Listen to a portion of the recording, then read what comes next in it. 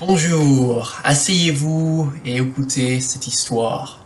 Cette histoire sur la création, en des temps lointains qui formèrent le monde que l'on connaît aujourd'hui. Donc, il était une fois, très longtemps, deux démons de feu. Ils étaient d'une puissance au-delà de tout ce que vous pouvez imaginer.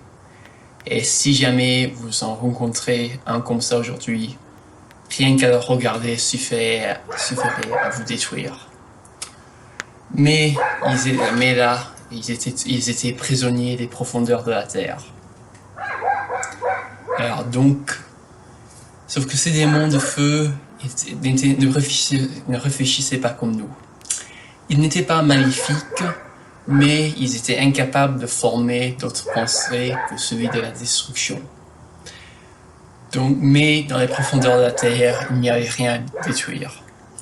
Donc, ces deux démons, qui s'appelaient Aubrac et Margeride, décidèrent de remonter vers la surface pour trouver quelque chose à détruire. Et là, donc, armés de leur énorme pouvoir, ils prirent le chemin de la surface et traversèrent la pierre. Sur le chemin, Margeride se retrouva coincée et n'arrive pas à remonter. Sans jeter un regard en arrière, Aubrac fonça tout droit sur la surface. Il creva la terre et sortit dans une immense explosion de fumée, de chaleur et de feu. Et là, avec un énorme cri de rage, il répandit de la lave sur la terre et tua tout ce qui se trouva sur son passage. Il tua chaque homme, femme et enfant qui était là. Bon, c'est-à-dire 0 personne, parce que personne n'habitait là à l'époque. Mais Aubrac n'en avait rien à faire. Il voulait pas tuer, il s'en fichait s'il tuait 1000 personnes, 1 milliard ou un seul ou aucun. Il voulait juste détruire. Donc pendant des années, il balança sa rage sur le monde d'une surface. Tous les animaux qui se trouvaient là moururent, toutes les forêts brûlèrent là, et se retrouva ensevelis sous des centaines de mètres de feu liquide. Ça a duré des années. Et puis, après ces années, Aubrac hurla un dernier cri de rage et se calma. Il regarda autour de lui et vit son travail et fut satisfait. Il avait laissé sortir sa colère et il se sentait bien, il se sentit calme. Il sentit que son pouvoir disparaissait, mais avec lui sa rage et son soif de destruction. Donc, il sentit pour la première fois une sorte de calme. Donc, il se rendit compte que son feu se changeait lentement en pierre. Et il se dit que si jamais un être vivant voulait vivre là, il le méritait bien.